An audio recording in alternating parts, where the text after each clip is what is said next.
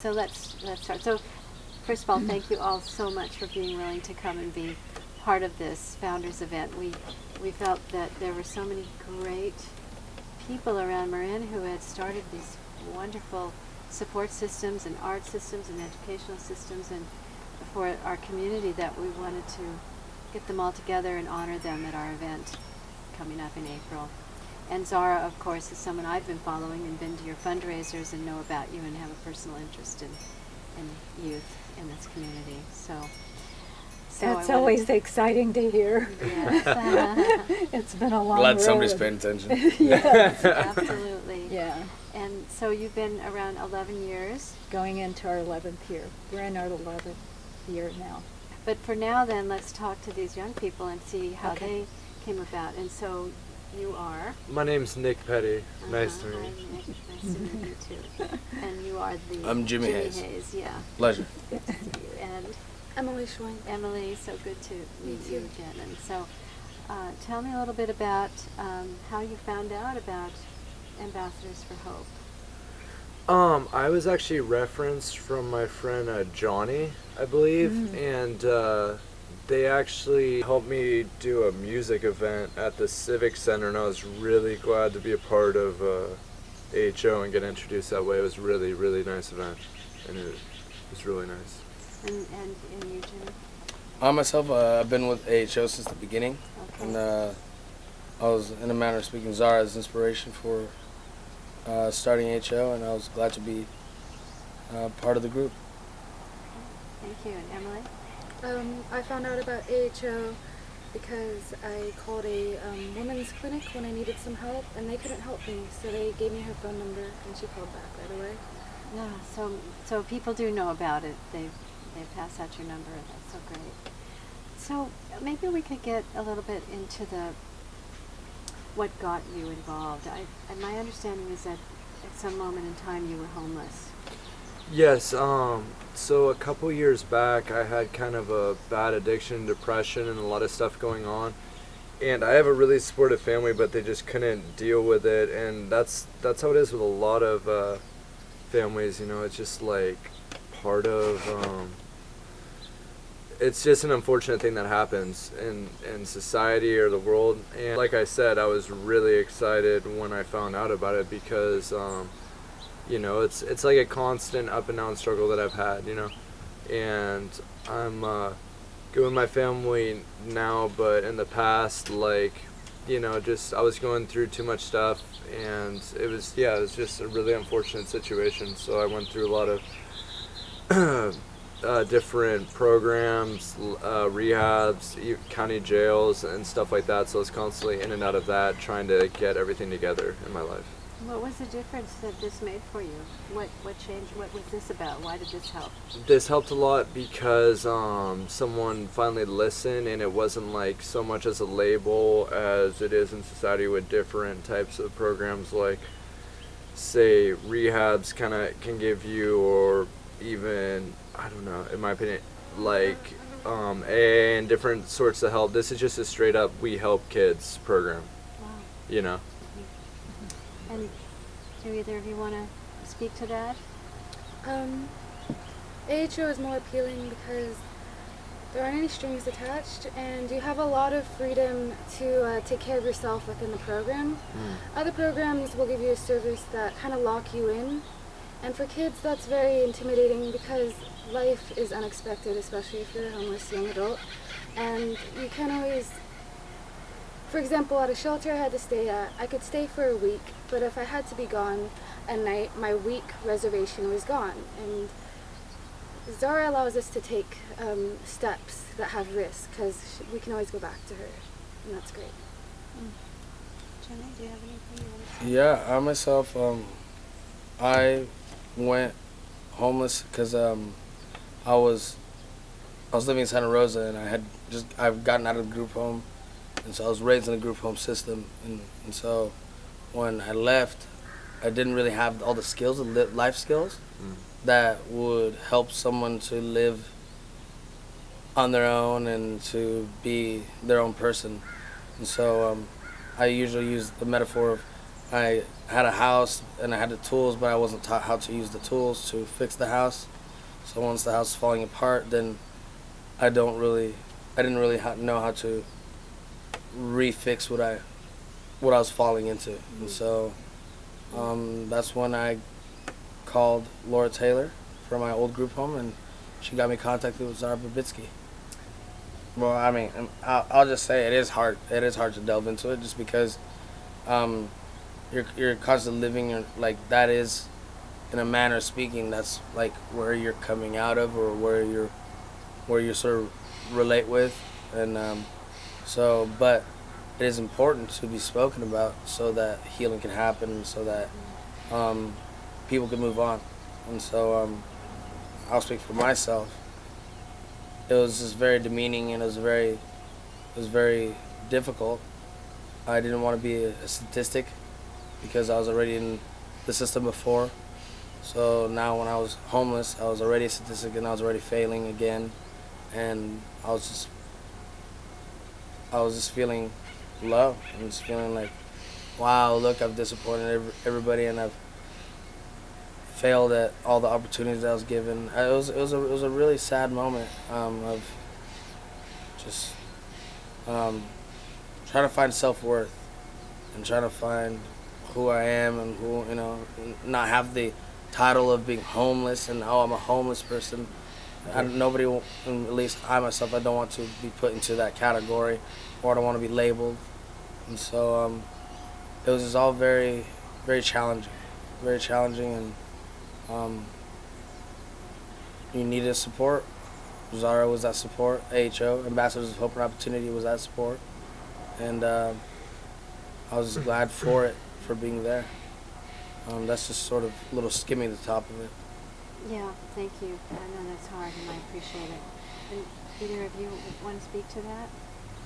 I'll go quick. Yeah, there was a time when in between jail where I was kicked out of a place, and I was living in an abandoned house, and I was couch surfing, and it just was really bad because problem, in my opinion, with homelessness, especially in a place like this, is that you make an effort. Obviously, as a kid, you're not going to want to be like, look, I look homeless. Like, no, you're going to do everything you can not to look homeless, and it's a hard subject to approach, extremely sensitive. Like, the best way I can think is just putting yourself in the shoes for a second of, if you didn't have a place to live, like how that would feel. It sucks.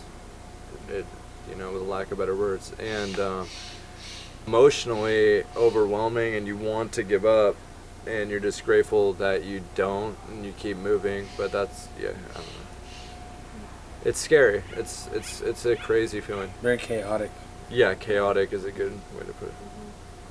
And it's scary for many people around who have to hear about these stories, and I feel like I receive some backlash because youth homelessness makes people kind of question the state of reality, because the reality is you grow up with good parents, you should do well, and some kids don't have the best situations, and it just makes the story a bit more complex about growing up, and that's very scary for people to think about. But I would have appreciated more empathy, or even just more thought, because that consideration reminds me that I am human.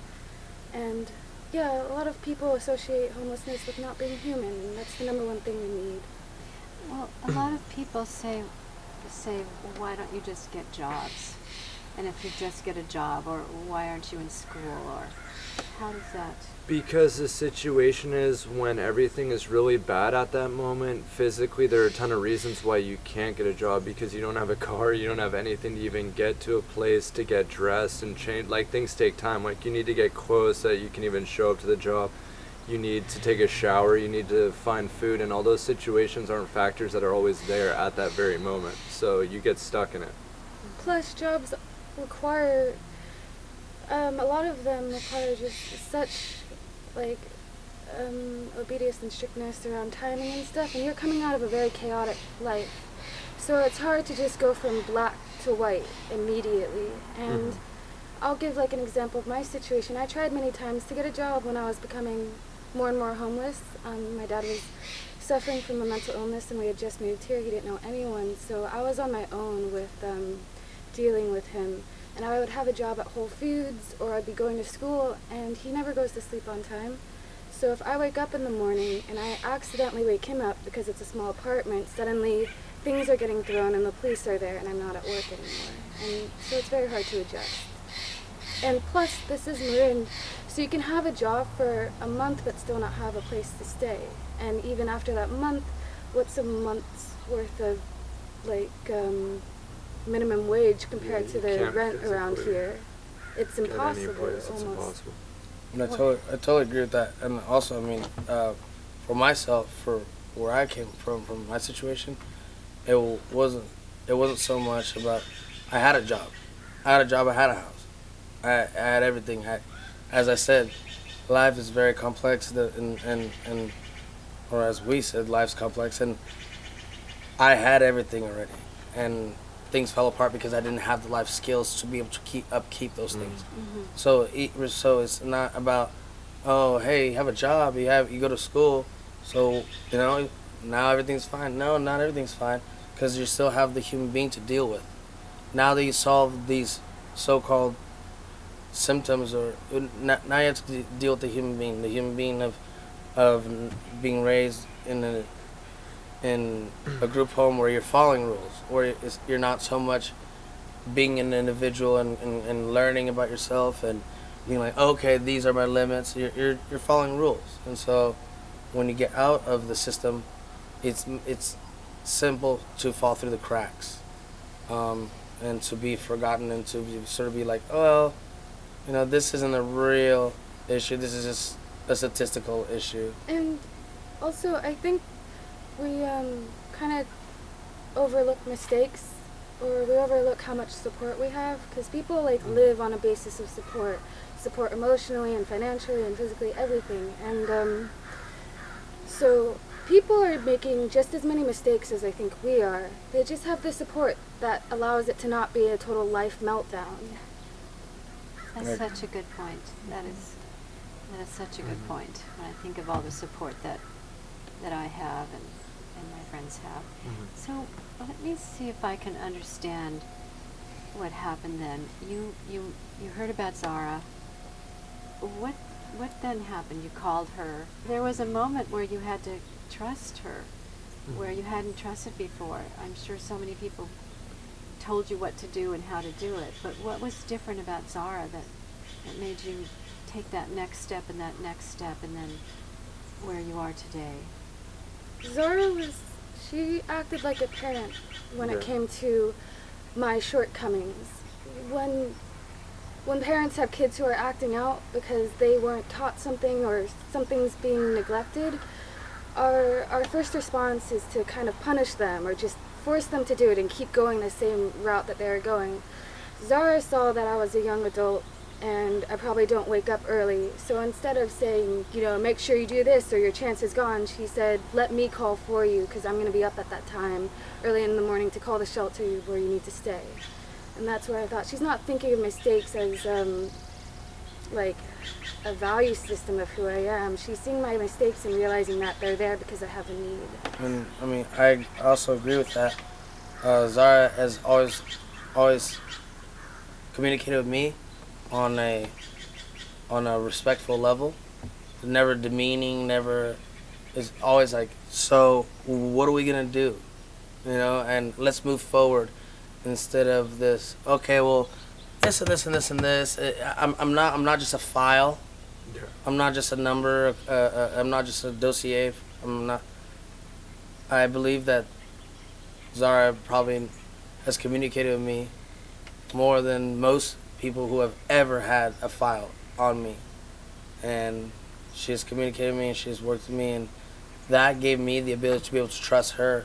Was just that manner, that trust that she gives me, and so, and many times she gave the trust, and I've let myself down, but it was the fact that she was there still that was able for me to be like, I could trust this woman. I could trust this human being to help me help myself, because that's ultimately what it's about. She wasn't giving out a handout, she was giving a hand up. Yeah, I would say she just proved herself to be you know, and everyone that I knew that had met her had said like nothing but good things. So she had proved to be someone that did exactly what I thought she was gonna do over the course of like I don't know, probably about a year. And so just I believed everything because she proved it. You know, like actions speak louder than words type thing. And yeah, consistently checking in, and so that proved it. Yeah. Yeah. Yeah. And different than what a parent could do. Parents have stuff going on too. Like as human beings, we all have stuff going on, and sometimes family isn't the best like people to be helping you with situations. Like just because they're your parents, like Their ego gets into it. If they see some things happening with their child, they think, did I do something wrong? And they don't want to admit to that. Was I mean, say like hypothetically, like I don't know, just like parents just have their own stuff going on. Like if your parent is like Ted Bundy or whatever, like that doesn't mean that they're gonna help you because they're your parent. You know what I'm saying? Like everybody has like issues. That's kind of a crazy example, but That's actually a perfect example. You know. Does AHO, did it provide you housing, or did it help you find housing, or how did that work? What were the next steps then? I myself, AHO has helped me apply and look for housing and such. I myself, I found a place through the help of HO, but I also found a place with my friend, and I live there now, and I get my mail. I'm there. That's great. That's great. And either of you? She is there to help me every step to like find out what I need. At the time, I've been fortunate in that family has like been there, but financially like things have been extremely hard lately. So she's helping me like find specific work and all sorts of stuff like that. So it hasn't been the specific need at the moment. The big need is like making sure I don't go back to a place like that, you know. Yeah, you're housed now though. Yeah, thank God. Yeah. Mm-hmm. Yeah. And for you? She helped me find housing in the beginning when I needed emergency housing, and then I didn't have a job, so she had me doing jobs to prepare for Youth Connect. What keeps you able to keep going? Because I know that these things that you've been through don't just end with housing. No, it doesn't. And housing is very, very difficult, and in my opinion, it's a very touchy subject. Just due to the fact that some people don't want an element in their neighborhood. Some people have no idea what it's about. So housing is very, very important. But it doesn't just stop with housing. It continues with just the mental well-being, being able to have a job to where you have a healthy relationship with your employer. At least for myself, I speak for myself. Healthy relationship with my employer, to where my employer understands and is able to be, work with me. It's just it has a lot to do. It's sort of like chemistry. There's a lot of things that come into play into being able to make a situation. So, for me, there's always upkeep. There's always upkeep. It's never done. I'm never okay. I'm great. There's always something that needs to be done, and so I'm always working on it. I think that's pretty normal. All right. Oh, we would hope everyone feels like Uh-oh. we're The not normal word. We're not done yet. You don't like that word? Oh, no. It's just funny because Yeah. we're all normal. Because Yeah. we're all so weird. Yeah. we're all Seriously. That's true. But working on yourself Takes all kinds. seems to be a thing that everyone might want to think about. Indeed. Yeah. And what keeps you connected with AHL? How do you keep coming back? In 11 years you've been Well- with it, and you've been with it quite a while too, haven't Yes. you, Nick? And I myself, why is because I feel that I will forever be needing to give back, and because Zara's always been there Zara has been there for me, so I will be there for her because it's giving back. I want to be able to give back what was given to me, and I want to do more than what I was able to do for myself, or I just want to be able to I want to keep perpetuating the possibilities that be able to create more possibilities for other people. appreciate that. Emily, for you? How long have you been with AHL? Since January of this year, so I'm fairly new, and I'm still around because I'm still in the being helped stage with Zara, but I'm still doing interviews here and there where I can, because if I have a story and I shared it with Zara, might as well be as loud as possible while I'm here. That's courageous. Good for you. It's not easy. Not easy to keep digging it up or to be exposed, so I really appreciate it. And for you? Same thing. Emily said, like, I believe that, like, if you have something good to share, it's inspirational to other people going through it. And if someone helped me, like, as much as I'm not just gonna sit there like, well, that was nice, and just, like, sit back and kick it, like, and just, like, soak it in. Nah, I'm gonna, like, definitely do what I can to help. And I feel like one good thing about myself is I'm empathetic, so I really like helping people, and Zara's given me, like, a unique thing where I'm able to help, so it's really cool. And I love helping people. I met a lot of, like, musicians who struggle a lot too, because that's, like, a hard type of path they're choosing as well. And so I don't know, I've become, like, on some levels a role model to specific kids, and I love that. I love, like, helping people, so I want to, like, continue it as long as I can. And Zara's helped, like, tremendously with that in a lot of different ways, just where I'm able to, like, talk with people such as yourselves, and also just to continue moving forward. It's, like, unbelievably, I'm really grateful for it. Do you think that there are more kids that are becoming homeless because the college tuitions are so expensive and Yeah. I think it's a perfect storm. Yeah, You know, that's a I good believe that point. there's many in life. One thing I've realized is that there's never it takes more than just one thing to make a situation. Situation's very complex, and life's very complex. And the more we try to simplify it by, you know, is it this or is it, then the more we're not really paying attention to the fact that HO is actually addressing all these things, and that is why it's multifaceted. That's why it's able to be, it's customizable in a manner of speaking, so that it's I would say it's like Well said. she's like a medic on a war ground, meaning, like, no matter, like, what the situation is, she's, like, there to help the specific need that's there. And that's, like, something that a lot of places can't do, because they only address one need and Yeah. get caught up in a lot of the stuff going on. So do you reach out to other kids on the street? well, I'll speak for myself. I since the older I get, the more I am slipping out of that group.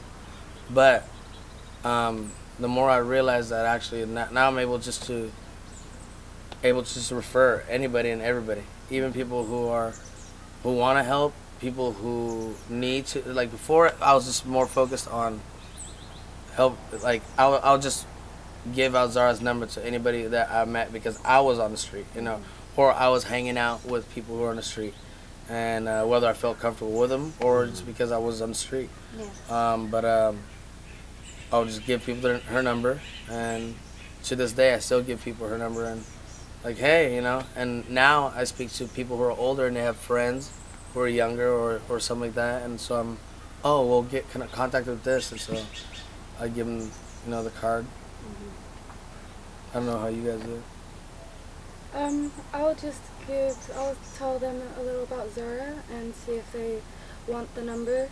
And I definitely feel a lot better about giving Zara's number out, because when someone's in need and it's like, okay, well, here's a shelter's number, I don't feel like I'm doing them a service. I feel like I'm giving them a gray option that they're not too happy about, that might hurt them a little. But with Zara, it's like a complete liberation. Like, here's actual help, and there's like no hesitation with that. And that's the other thing about shelter is that there's a stigma, you know. Yeah. So to it's not inspirational, in my opinion, for me, to be in a homeless shelter. It's not inspirational, because then I'm like, this is what I'm looking. This is gonna be my future type of thing. But so if I'm able to call Zara and be like, hey, what's up? Come here, and communicate and be able to just be around healthiness.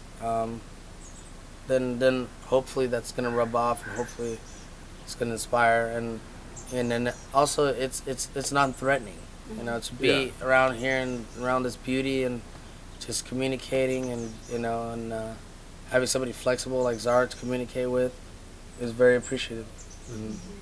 And she relates to you with who you are, what you're about to become, rather than your mistakes. Yeah. Yeah. And that's definitely necessary to grow. I like to call them lessons and challenges. Yeah. Because I've made mistakes. Well, with so many people out there that need Zara, how do you clone Zara? That's what I've been wondering for years. Yeah, I don't think Zara can be cloned. I've been trying to figure that out. Seriously. I sincerely believe that what it is about us learning and gleaning and drafting off Zara and learning as much, and then being able to give that back, and just she leads by example.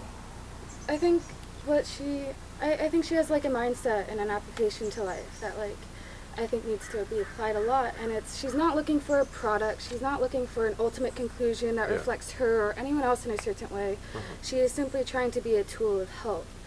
Here's where help's needed, she's there. She's not looking for you to turn out a certain way, which is where parents get really frustrated, and she's not looking to see where she went wrong because you went wrong. She's just trying to be help. Where can we move on from this, and how can we grow from this? What could we learn?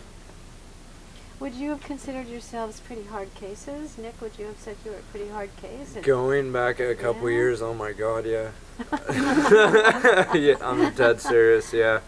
It's kind of scary, like, looking back, even though it wasn't too long ago. Seriously, yeah, I would definitely say that. Which made me learn a lot about life, you know? Like, it could happen to anybody, you know? It could happen to my dad is a firefighter, my mom's a nurse, my brother's a cop, sister's about to be a teacher. Like, it can happen to anybody. It doesn't matter where you come from at all. Well, I can't appreciate you enough for, first of all, for being willing to take that first step and call Zara, and then take whatever. Doesn't sound like it's advice. That's not the word I could use. No, now that it's I've talked with guidance you. and guidance. care. Yeah. That is where it starts off with, though. Yeah. Is like that's why I appreciate Zara. Is she also made that blatantly clear. It starts off with you.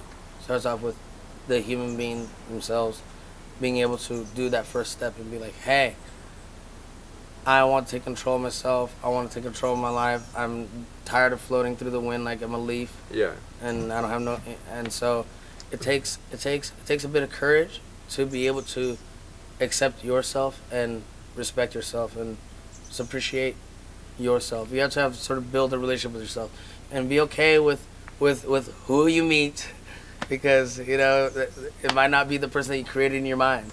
But once you're comfortable with yourself, then the work could start, and the healing could start, and then Zara could start. Well, That's what's up. I feel like I'm sitting here with 3 and 4 Zen masters.